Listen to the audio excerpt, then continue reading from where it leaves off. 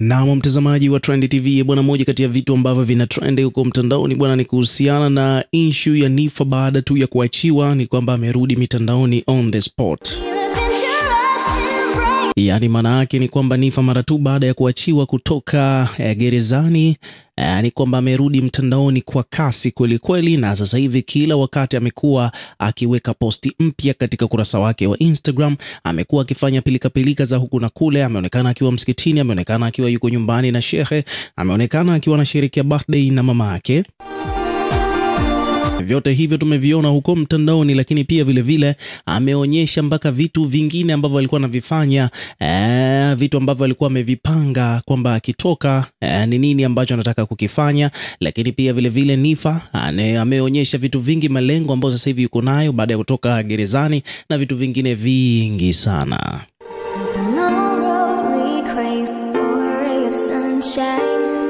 Sasa kutokana na Niffer kufanya haya yote ghafla tu mara tu baada ya kutoka gerezani, wadau mbalimbali wameanza kuzungumzia hilo swala, wakiwa wanadai kwamba binti bwana ilitakiwa kwanza atulie kidogo kwa muda, alafu atulie pange mikakati mengine, ajipange upya kwa ajili ya kuendelea na biashara zake pamoja na business nyingine za kujenga taifa, na sio kwenda moja kwa moja baada tu ya kutoka kwenda moja kwa moja mitandaoni na kuanza purukushani au heka za hapa na pale.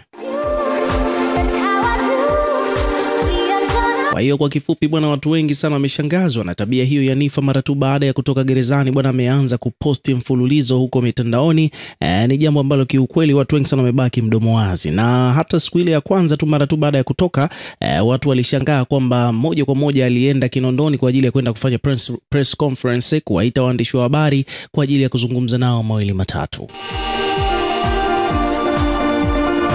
Na hapa bwana, kuna jamaa aliweka maoni yake kuhusiana na kitendo hicho cha Niffer kuita press conference mara tu baada ya kutoka mahakamani, baada ya kufutiwa mashtaka yake ambayo alikuwa amemweka gerezani kwa muda wa takriban siku kadhaa au wiki kadhaa. Kwa mujibu wa yeye mwenyewe anasema kwamba ni almost mwezi au zaidi ya mwezi mmoja. Kwa sasa kwa mujibu wa kile ambacho amekifanya Niffer alivyotoka tu akaita press conference, kuna mdau hapa akaja akaweka maoni yake, kaandika kwamba wakina Niffer baada ya kutoka nadhani hawakutakiwa kuzungumza kwanza, walihitaji mapumziko kwanza ili akili itulie, badala ya kutoa maneno ambayo ni kutafuta kufurahisha watu wachache, haikuwa sawa sawa. Kuna mdau amekuja ameandika hivyo kwamba Niffer alivyotoka bwana gerezani ilitakiwa kwanza kidogo atulie, na sio kuanza kuzungumza mitandaoni.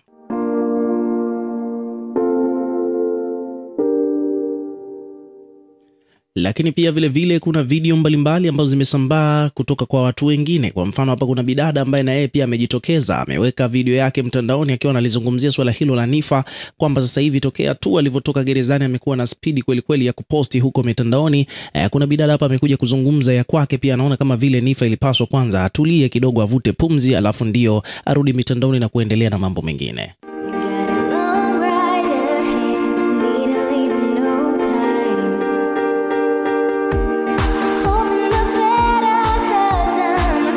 Kwa hiyo bidada huyu bwana amekuja ameandika hapa kwamba kumtetea Niffer bwana kiukweli ni ngumu sana. Wananchi wanadai kwamba kumtetea Niffer ni ngumu. Baadhi ya watu wamezungumza, kuna dada hapa amezungumza kuhusiana na hilo swala.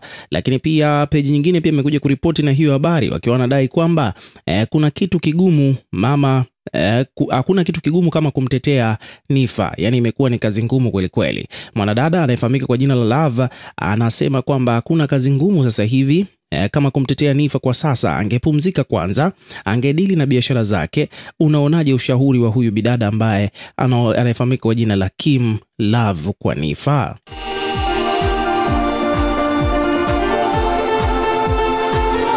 So nataka umsikilize huyo Kim Love mwenyewe alichomshauri Niffer kuhusiana na hizi heka ambazo amezianzisha huko mitandaoni. Nataka umsikilize hapa kitu ambacho bidada huyu amekizungumza. Kigumu kama kumtetea. Jamani, hakuna kitu kigumu kama kumtetea Niffer. Niffer, hata wiki bado ndugu yangu, dada yangu, tunakupenda. Dili na biashara zako kwanza, kipenzi chetu. Fanya biashara zako, tangaza biashara zako, tumia nguvu zako, heka zako zote weka kwenye biashara zako. Acha kufunza watu, acha kuwa barozi siyo. Yani achana na hizo mada kwanza, ziweke pembeni kwanza, achana nazo. Yani acha kabisa Niffer. Nifa unatutesa sisi tunaokupenda unajua. Tunaokutetea, tunaokupenda unatutesa Nifa jamani. Hata kuoga bado hujaoga. Unataka ubalozi. Ubalozi wa nini tena jamani?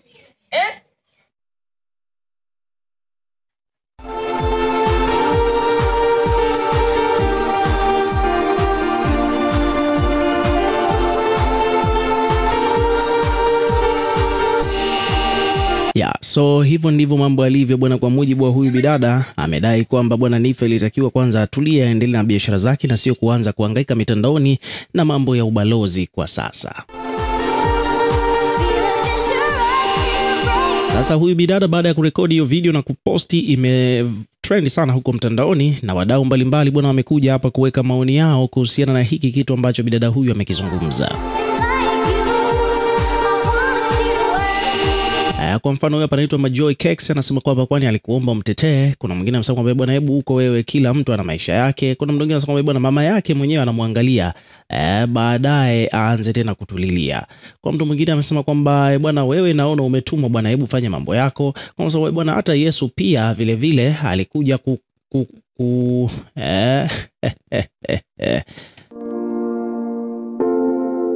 Kuna mwingine hapa anaitwa Frank Mari amekuja hapa amecomment, ameandika kwamba bwana kiukweli hadi anaboa, yani natamani arudishwe kidogo alipotoka. Kuna mtu anasema kwamba bwana wewe binti mwanya kama mtalo wa kubeba hebu mwache Nifa kama alivyo. Kwa mtu anasema bwana ovyo pumbavu wewe. Kwa mtu anasema bwana achana na maisha ya huyo Nifa, mwacheni afanye mambo yake.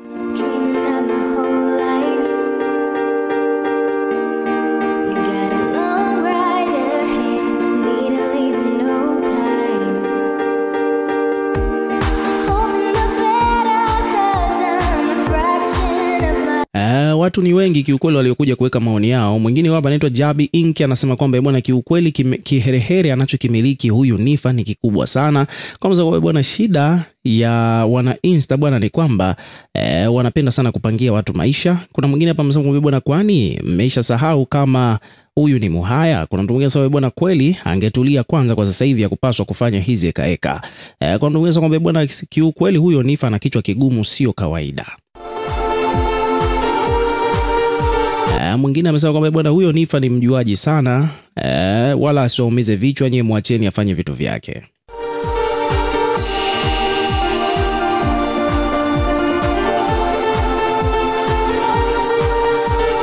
Mwingine anasema kwamba bwana kiukweli ogopa sana mwanamke akiwa breadwinner hapo nyumbani kwenu, huaga hashauriki. Yani mwanamke akishaona kwamba yeye ni mtafutaji huaga hashauriki.